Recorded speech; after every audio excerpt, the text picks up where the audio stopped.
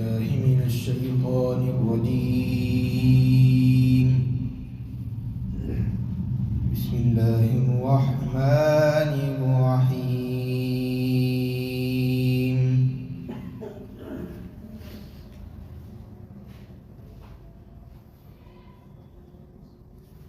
وإذ قتلتم نفسا فادارأتم فيها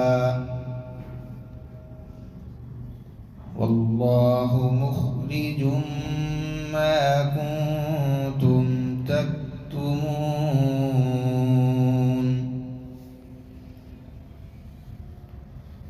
فقلنا اضربوه ببعضها كذلك يحيي الله الموتى ويريكم آياته لعلكم تعقلون.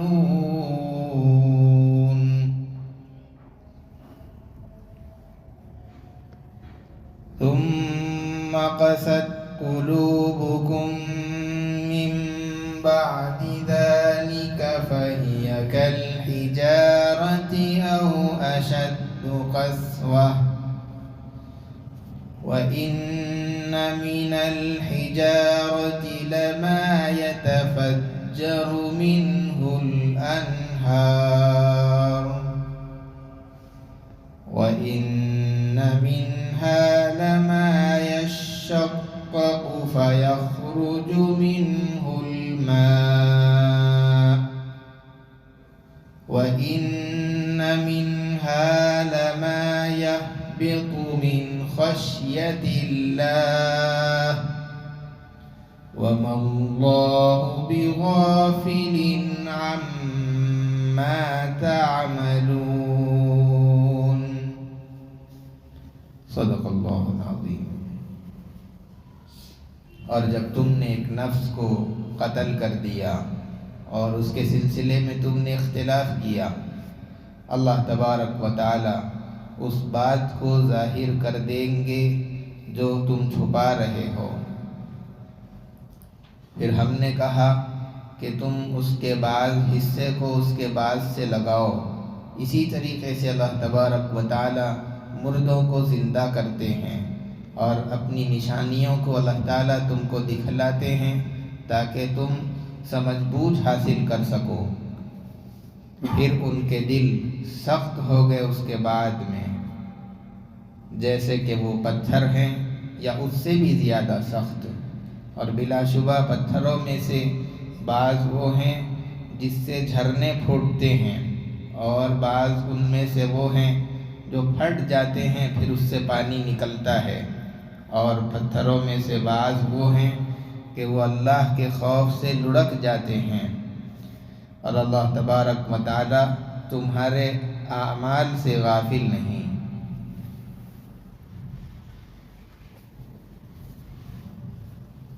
گزشتہ درس میں بنی اسرائیل کے 2 واقعات آپ حضرات کے سامنے بتائے گئے تھے. ایک واقعہ تو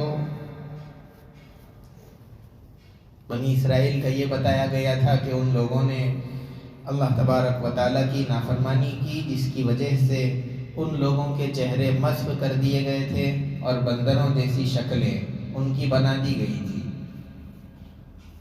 اور ان لوگوں نے نافرمانی یہ کی تھی کہ اللہ تبارک و تعالیٰ نے جمعہ کا دن ان کے لیے متعین کیا تھا، ان لوگوں نے اس کو بدل کر کے ہفتے کا دن اپنے لیے متعین کر لیا.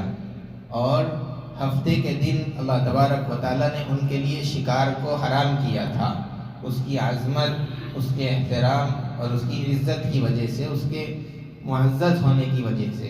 لیکن ان لوگوں نے اس دن شکار کیا، جس کے نتیجے میں اللہ تعالیٰ نے ان کی اس طریقے پر پکڑ فرمائی تھی.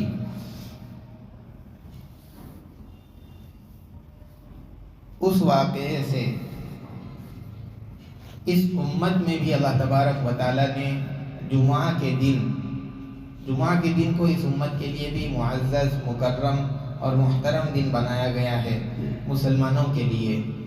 تو اسی لیے اور اسی طریقے پر جس طرح ان کے لیے ہفتے کے دن شکار کرنا ناجائز اور حرام تھا، ایسے ہی مسلمانوں کے لیے، ہمارے لیے، امت محمدیہ کے لیے جمعے کے دن کو معزز بنایا گیا، اور جمعہ کی جب اذان اول ہو جاتی ہے اس کے بعد میں ہر وہ چیز جو نماز جمعہ سے یا تیاری جمعہ سے مانع ہو، رکاوٹ بنتی ہو، ایسی ساری چیزوں کو حرام اور ناجائز قرار دیا گیا ہے۔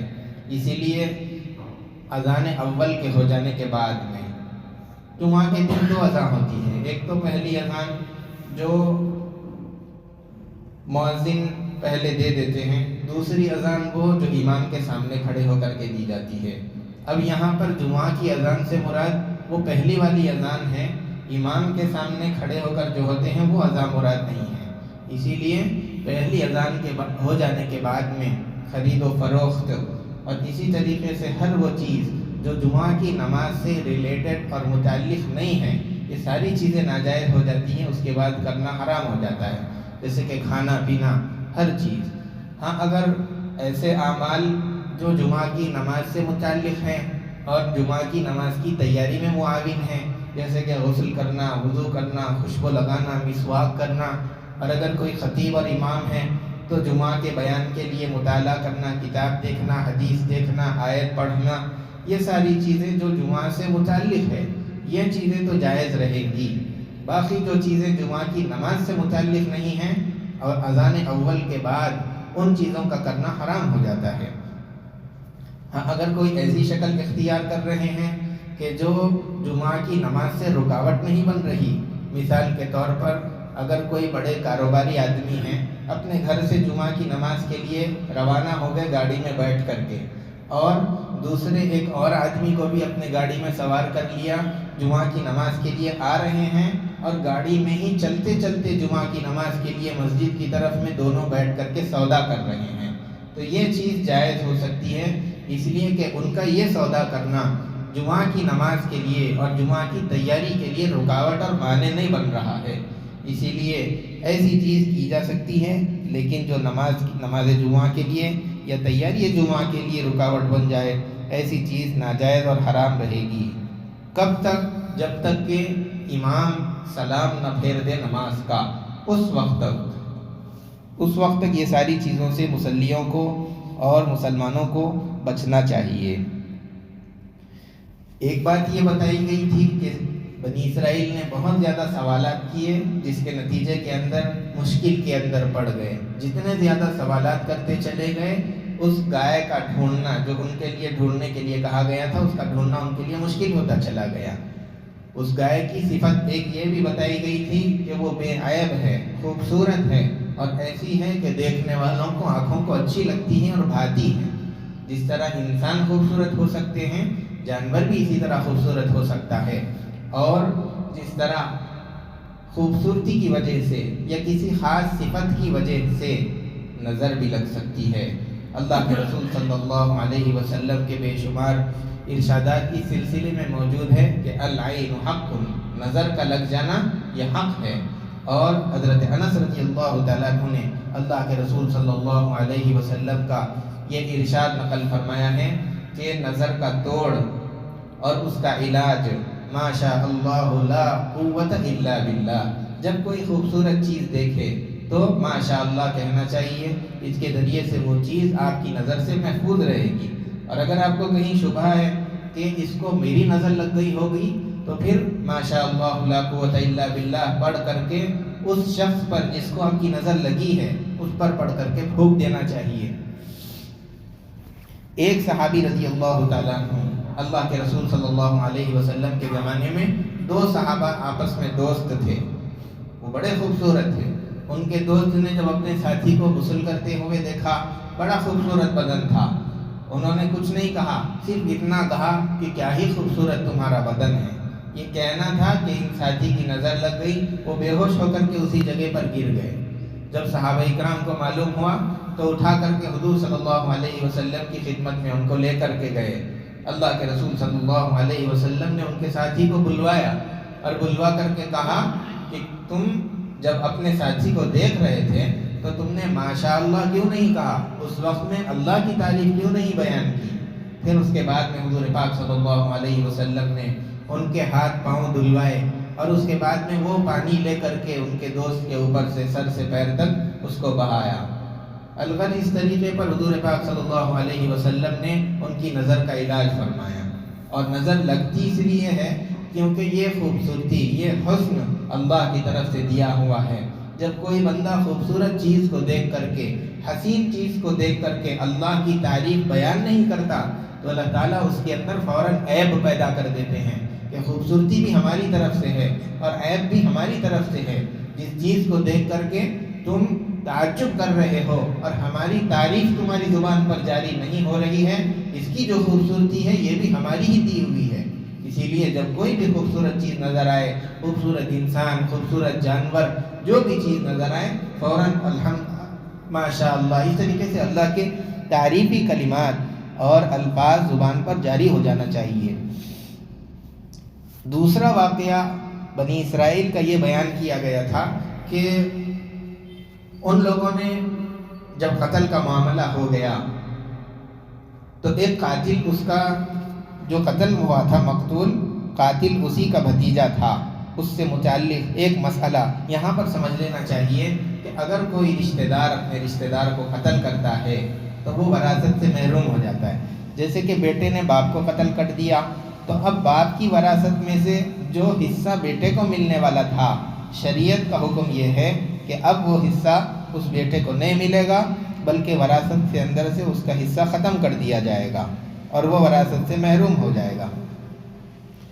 کسی آدمی کا قتل ہو جانا یہ اللہ تبارک و تعالیٰ کو بہت زیادہ ناپسند ہے۔ دنیا ساری کی ساری تباہ ہو جائے، یہ ہلکا ہے اللہ کی نظر میں، اس کے بنسبت کہ کوئی مومن جو اللہ کا نام لینے والا ہے اس کو ناحق قتل کر دیا جائے۔ اللہ کے رسول صلی اللہ علیہ وسلم کے زمانے میں تو ہر جگہ محفوظ، امن و امان والی۔ آج کے زمانے میں کوئی جگہ محفوظ نہیں ہے۔ کوئی آدمی بھی یہ نہیں کہہ سکتا کہ میں محفوظ ہوں۔ مساجد ہو یا بازار ہو یا گھر ہو، کوئی بھی علاقہ ہو، کوئی آدمی اپنی حفاظت کی گارنٹی نہیں دے سکتا۔ اللہ، یہاں تک کہ مساجد کے اندر بھی اللہ کے رسول صلی اللہ علیہ وسلم کے زمانے میں ایک مرتبہ نجران سے عیسائیوں کا ایک وفد آیا جس کے اندر 70 عیسائی موجود تھے۔ ان لوگوں نے جب حضور پاک صلی اللہ علیہ وسلم کی خدمت میں حاضری دی تو ان کے لیے ایک جگہ پر ٹھہرانے کا تو انتظام حضور کے پاس نہیں تھا، تو آپ نے صحابہ کو بلوایا اور صحابہ سے کہا کہ تم ان میں سے 2-2 3-3 کو اپنے گھر لے جاؤ اور مہمان بنا کر کے رکھو۔ انہوں نے یہ سوچا کہ یہ مسلمان تو داعی قوم ہیں، یہ اگر ہم کو الگ الگ کر کے لے جائیں گے تو الگ الگ بٹھا کر کے ہمارے سامنے اسلام پیش کریں گے، دعوت دیں گے، اس طریقے سے ہمارے بعض ساتھی مسلمان اگر ہو گئے تو ہماری تعداد میں تو کمی ہو جائے گی۔ اس لیے ان لوگوں نے یہ سوچا کہ ہمارا الگ الگ ہو کر کے صحابہ کے گھروں کے اندر رہنا تو ٹھیک نہیں ہے۔ حضور پاک صلی اللہ علیہ وسلم کی خدمت میں آئے اور ان لوگوں نے کہا کہ اللہ کے نبی ہم الگ الگ نہیں رہیں گے، ہم اکٹھا رہیں گے، ایک ساتھ رہیں گے، پوری جماعت ایک ساتھ رہے گی۔ حضور پاک صلی اللہ علیہ وسلم نے فرمایا کہ اس طرح تو ہم انتظام کہیں پر نہیں کر سکتے، ہاں اگر تم کو رہنا ہے اکٹھے تو مسجد میں رہنا ہوگا۔ ان لوگوں نے کہا کہ ہم آپ کی مسجد میں رہنے کے لیے تیار ہیں، لیکن ہمارے لیے ہمارے طریقے پر نماز پڑھنے کی ہم کو اجازت دے دی جائے۔ اور وہ لوگ بیت المقدس کی طرف رخ کر کے نماز پڑھنے والے تھے، حضور نے اجازت مرحمت فرمائی۔ بعض صحابہ جن کو یہ معاملہ معلوم نہیں تھا جب ان کو مسجد میں آئے اور انہوں نے دیکھا کہ یہ عیسائی تو بیت المقدس کی طرف رخ کر کے نماز پڑھ رہے ہیں، حالانکہ قبلہ تو کعبۃ اللہ مسلمانوں کا ہے، وہ ان کو کچھ کہنے لگے۔ حضور صلی اللہ علیہ وسلم نے منع کر دیا کہ کچھ مت کہو، یہ جس طریقے پر کرتے ہیں ان کو کرنے دو۔ تو اللہ کے رسول صلی اللہ علیہ وسلم کے زمانے میں مسجد امن و امان کی جگہ، کوئی دوسرے مذہب والا آتا اپنے مذہب کے مطابق اگر عبادت کرنا چاہتا تو اس کو وہ بھی اجازت مساجد کے اندر اللہ کے رسول صلی اللہ علیہ وسلم نے مرحمت فرمائی تھی۔ ایک اور چیز گزشتہ واقعے کے اندر یہ بتائی گئی تھی کہ جو گائے بنی اسرائیل نے خریدی تھی وہ ایک چھوٹے سے لڑکے کی تھی، اور اس لڑکے نے وہ گائے کی بہت زیادہ قیمت لگائی تھی۔ گائے کا جو وزن ہو رہا تھا، اس کا جو چمڑا تھا، اس کے اندر سونا جتنا بھر سکتے ہو بھر کر کے مجھے دے دیا جائے، وہ میری گائے کی قیمت ہوگی۔ اس نے یہ قیمت لگائی تھی، لیکن چونکہ بنی اسرائیل اس کے خریدنے پر مجبور تھے، اس کے علاوہ حکم کے پورا کرنے کا دوسرا کوئی راستہ ہی نہیں تھا، اس لیے انہوں نے اتنا سونا ادا کیا، اس کے بعد میں وہ گائے کو حاصل کیا تھا۔ سوال یہ ہے کہ کوئی آدمی کیا اتنی زیادہ قیمت پر کوئی چیز بیچ سکتا ہے؟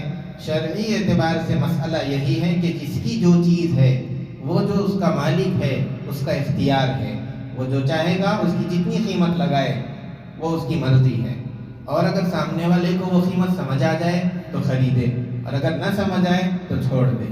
مالک کو مجبور نہیں کر سکتا کہ تم میرے لیے اس مناسب قیمت پر بیچ ڈالو، بلکہ وہ اس کا مالک ہے تو وہ جو چاہے اس کی قیمت لگائے۔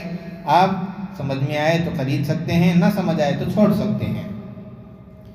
الغرض اسی واقعے کو گزشتہ رکوع کے اندر بھی بیان کیا گیا تھا، اور اجمالی اعتبار سے اللہ تعالیٰ نے اس نئے رکوع کے اندر بھی اس کو بیان فرمایا، وَإِذْ قَتَلْتُمْ نَفْسًا فَادَّارَأْتُمْ فِيهَا، جب تم نے ایک انسان کو قتل کر دیا اور اس میں اختلاف کرنے لگے، اور جو حکم دیا گیا تھا گائے کے ایک حصے کا لے کر کے مردار پر لگانے کا، جب اس کو لگایا گیا وہ مردہ زندہ ہو گیا اور اس نے اپنے قاتل کی خبر دے دی۔ اللہ تعالیٰ فرماتے ہیں وَاللَّهُ مُخْرِجٌ مَا كُنْتُمْ تَكْتُمُونَ، جو کچھ تم چھپا رہے ہو اپنے دل کے اندر، اللہ تعالیٰ ضرور اس بات کو ظاہر کر دیں گے۔ آگے یہ بات فرمائی گئی ہے فَقُلْنَا اضْرِبُوهُ بِبَعْضِهَا، ان لوگوں نے گائے کا بعض حصہ اس مردے سے لگا دیا۔ كَذَلِكَ يُحْيِي اللَّهُ الْمَوْتَى، اسی طریقے پر اللہ تبارک و تعالی مردوں کو زندہ کر کے بتاتے ہیں۔ وَيُرِيكُمْ آيَاتِهِ، اور ان کا یہ زندہ کر دینا اللہ تبارک و تعالیٰ کی ایک نشانی تھی، لَعَلَّكُمْ تَعْقِلُونَ، تاکہ تم سمجھ بوجھ حاصل کر سکو۔ بنی اسرائیل نے 2 مرتبہ مردوں کو زندہ ہوتے ہوئے دیکھا تھا۔ ایک تو اس وقت میں جب کوہ طور پر موسیٰ علیہ السلام کے ساتھ 70 افراد گئے تھے، اور سوالات کے کرنے کی وجہ سے اللہ تبارک و تعالیٰ نے ناراضگی کی وجہ سے ان کو ہلاک کر دیا تھا، لیکن موسیٰ علیہ السلام کے دعا کرنے پر دوبارہ ان 70 لوگوں کو زندہ کر دیا گیا۔ تو یہ ایک مرتبہ مردوں کو زندہ ہوتے ہوئے بنی اسرائیل نے دیکھا تھا، اور دوسری مرتبہ اس واقعے کے اندر جب یہ قتل ہو گیا اور گائے کا حصہ لگایا گیا تو مردہ زندہ ہو کر کے ان کے سامنے بیٹھ گیا۔ تو 2 مرتبہ دیکھنے کے بعد بھی اگر کوئی صحیح انسان ہوگا تو وہ اللہ کی وحدانیت کو، اللہ کے رب ہونے کو، موسیٰ علیہ السلام کے اور وقت کے پیغمبر کے نبی ہونے کو مان لے گا، اور ان کے احکامات کو سر پر رکھ کر کے اس کو تسلیم کرے گا۔ لیکن بنی اسرائیل نے ان دونوں نشانیوں کو اور اس کے علاوہ اللہ کی بہت ساری نشانیوں کو دیکھنے کے باوجود بھی اپنی بات پر اڑے رہے، موسیٰ علیہ السلام کی بات کو نہیں مانا۔ ثم قست قلوبکم من بعد ذلک، پھر اتنی ساری چیزوں کے دیکھنے کے بعد بھی ان کے دل سخت ہو گئے، اور زیادہ سخت ہو گئے۔ فَهِيَ كَالْحِجَارَةِ أَوْ أَشَدُّ قَسْوَةً، پتھر بن گئے یا اس سے بھی زیادہ اور سخت ہو گئے۔ ان کی سختی کو بیان کیا گیا ہے اس انداز کے اندر۔ پھر اللہ تبارک و تعالیٰ نے اس آیت میں پتھر کی 3 قسموں کو بیان کیا ہے۔ بعض پتھر تو ایسے ہوتے ہیں کہ جس کے اندر سے چشمے نکل پڑتے ہیں، اور اس کے ذریعے سے نہریں اور پھر دریائیں بن جاتی ہیں، اتنا زیادہ پانی پتھروں کے اندر سے نکلتا ہے، اور وہ پتھر جس کے اندر سے پانی نکل رہا ہے دوسروں کو فائدہ پہنچا رہا ہے۔ دوسری قسم پتھر کی یہ ہے وَإِنَّ مِنْهَا لَمَا يَشَّقَّقُ فَيَخْرُجُ مِنْهُ الْمَاءُ، پانی تو نکلتا ہے لیکن تھوڑا تھوڑا نکلتا ہے، پتھر پھٹ جاتا ہے، لیکن اتنا پانی نہیں نکلتا کہ جس کے ذریعے سے دریا بن سکے، جس کے ذریعے سے نہر بن جائے، لیکن پانی بہرحال اس کے اندر سے رستا ہے اور نکلتا ہے۔ اور تیسری قسم پتھر کی وہ ہے وَإِنَّ مِنْهَا لَمَا يَهْبِطُ مِنْ خَشْيَةِ اللَّهِ، بعض پتھر وہ ہیں جو اللہ کے خوف سے، اللہ کی خشیت سے لڑک جاتے ہیں۔ تو پتھروں کی یہ 3 قسم ہیں۔ بہرحال یا تو یہ کہ اس کے اندر سے پانی زیادہ یا کم کچھ نہ کچھ نکلتا ہے اور مخلوق کو اس کے ذریعے سے فائدہ ہوتا ہے، اور بعض وہ ہیں جو اللہ کے خوف سے، اللہ کی خشیت سے لڑک جاتے ہیں۔ لیکن بنی اسرائیل کے دل ایسے ہیں، اس کے اندر نہ ہدایت ہے، نہ دوسروں کو ان کے ذریعے سے فائدہ پہنچ رہا ہے، اور نہ ان کے دل کے اندر خود اللہ کا خوف ہے، نہ خشیت ہے۔ گویا کہ یہ پتھروں کی جو 3 قسمیں بیان کی گئی ہیں ان کے دل اس سے بھی زیادہ گئے گزرے اور سخت ہو گئے ہیں۔ انسان جب نافرمانی کرتا ہے تو اس کے دل پر ایک سیاہ نقطہ لگ جاتا ہے، اور جب توبہ کر لیتا ہے تو وہ سیاہ نقطہ مٹا دیا جاتا ہے اور اس کا دل بالکل صاف اور شفاف ہو جاتا ہے۔ اور اگر کوئی آدمی توبہ کرنے کے بجائے دوبارہ گناہ کر لیتا ہے تو پھر اس سیاہ نقطے کے بازو میں اور ایک سیاہ نقطہ لگا دیا جاتا ہے۔ اس طریقے پر سیاہ نقطے بھرتے چلے جاتے ہیں اور اس کا دل بالکل سیاہ ہو جاتا ہے اور الٹی سرائی کی طرح سے ہو جاتا ہے۔ پھر کوئی خیر کی بات اس کے اندر ٹھہرتی نہیں ہے، جب کوئی بات آتی ہے تو اس کے اندر داخل ہونے کے لیے اس کا کوئی راستہ نہیں ہوتا، بلکہ وہ صرف دل تک پہنچ کر کے باہر واپس چلی جاتی ہے اور دل کے اندر اترتی نہیں ہے۔ بنی اسرائیل کے دلوں کا یہی حال ہو گیا تھا کہ ان کے پاس اللہ کے رسول صلی اللہ علیہ وسلم کا کلام، اللہ تبارک و تعالیٰ کا کلام پہنچتا رہا، موسیٰ علیہ السلام کا لایا ہوا کلام بھی ان کے یہاں آتا رہا، لیکن ان لوگوں نے نہ تورات کو صحیح طریقے پر مانا اور نہ ہی حضور پاک صلی اللہ علیہ وسلم کے ذریعے سے آنے والے دین کو قبول کیا اور نہ اسلام لایا۔ یہ حال بنی اسرائیل کا ہو گیا تھا۔ یہاں تک بنی اسرائیل کا تذکرہ اللہ تبارک و تعالیٰ نے فرمایا، آگے ایمان والوں کا تذکرہ کیا جا رہا ہے۔ اللہ تبارک و تعالیٰ ہم تمام کو سابقہ قوموں کے جو واقعات قرآن کریم کے اندر بیان ہوئے ان کے ذریعے سے سبق لیتے ہوئے اپنی زندگی کو صراط مستقیم پر گزارنے کی توفیق عطا فرمائے۔ سبحان ربک رب العزت عما یصفون وسلام علی المرسلین والحمد للہ رب العالمین۔ انشاءاللہ آئندہ درس 10 دسمبر کو ہوگا۔